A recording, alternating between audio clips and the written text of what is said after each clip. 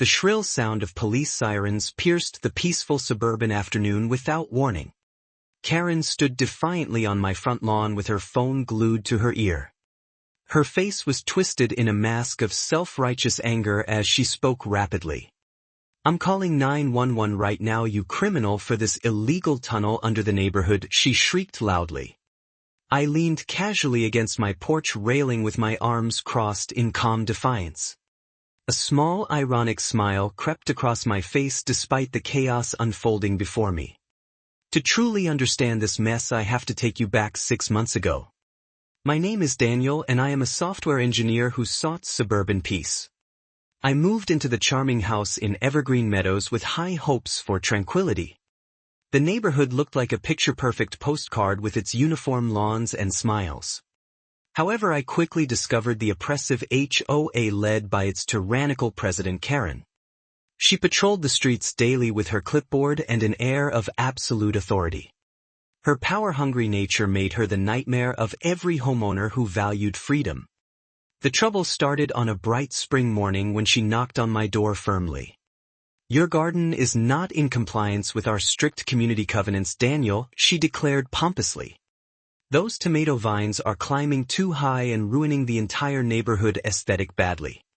I nodded politely while feeling the first spark of irritation rise within me. I made some small changes hoping to satisfy her endless list of demands quickly. But the complaints continued to arrive in my mailbox week after week relentlessly. Official fines began piling up on my kitchen table month after month annoyingly.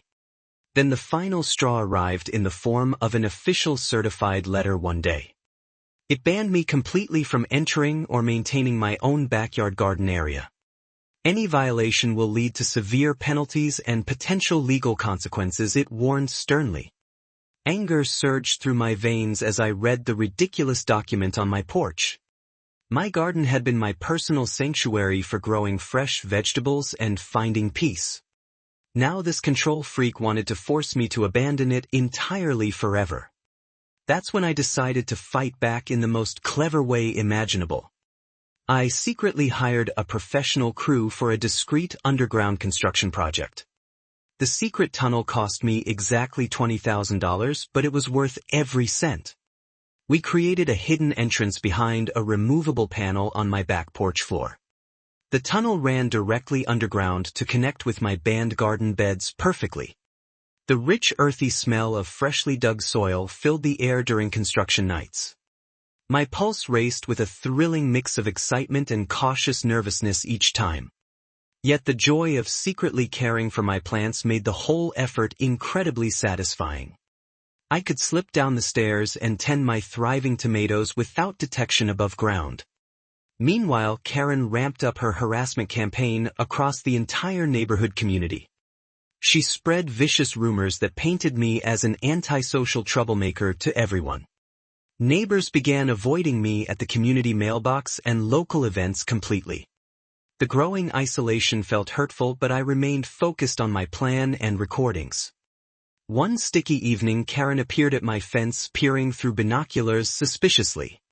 "What kind of suspicious activity are you hiding back there, Daniel?" she demanded arrogantly. I replied in a steady, calm voice from my safe porch position. "Just enjoying my private property like any normal homeowner would, Karen." Her cheeks flushed with frustration as she turned and stomped away angrily. The crisis peaked when she noticed the subtle signs of dirt from my secret work. She wasted no time in alerting city officials and the local police department immediately. 2 uniformed officers showed up at my door the following afternoon with questions. "So we have reports of unauthorized digging that might affect neighborhood stability," they stated firmly. I explained the situation calmly while keeping my growing frustration carefully in check. My blood pressure rose at how far Karen would go to target me personally. From then on, I installed several high-quality hidden cameras around my property strategically. Every single confrontation and threat from her was now permanently captured on video. Karen made her biggest mistake during one of her illegal fence-climbing inspections at dusk. She trespassed onto my land while muttering threats into her recording phone device. "You will not get away with defying me and the HOA, Daniel," she hissed venomously.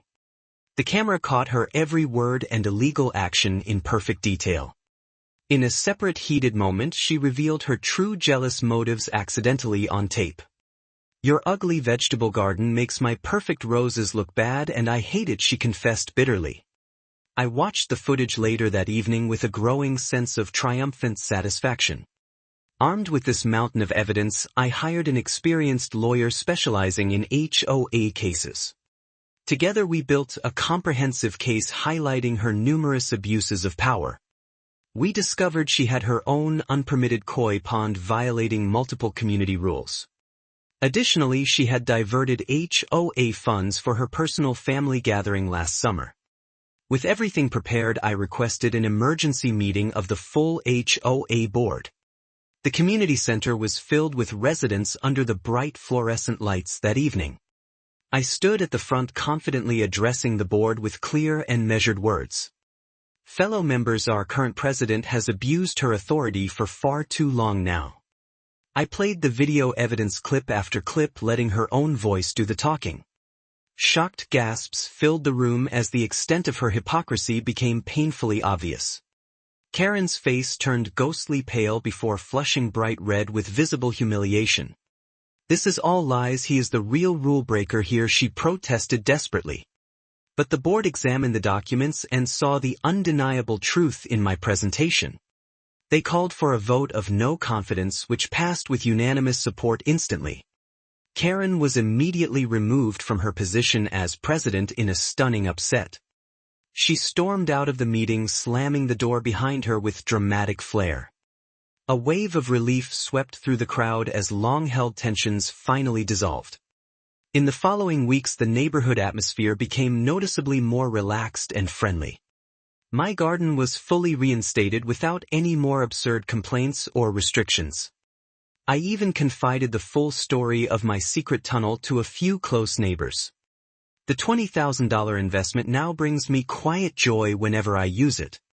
Descending into the cool, dimly lit tunnel from my porch always feels empowering. It leads me straight to my lush garden where vegetables grow abundantly once more. Life in Evergreen Meadows has finally returned to the peaceful haven I originally wanted. Yet I still chuckle to myself when I think about the entire ridiculous saga. Karen believed her tiny bit of power let her control every aspect of our lives. In reality, she only succeeded in exposing her own shallow and hypocritical nature completely. The tunnel didn't just solve my garden problem in a creative way. It also helped me uncover how fragile petty dictatorships really are in the end. Now the HOA operates with more fairness and respect for individual homeowners like me. My garden flourishes openly under the warm sun with vibrant colors and scents. The secret tunnel remains my private victory, a reminder of smart resistance. And as the sun sets on another quiet evening in the suburbs, I smile. Who knew that digging a tunnel could bury the real problem so effectively? Justice tastes sweetest when served with a side of dark ironic humor. My story ends here, but the lesson lingers: never underestimate a calm homeowner pushed too far.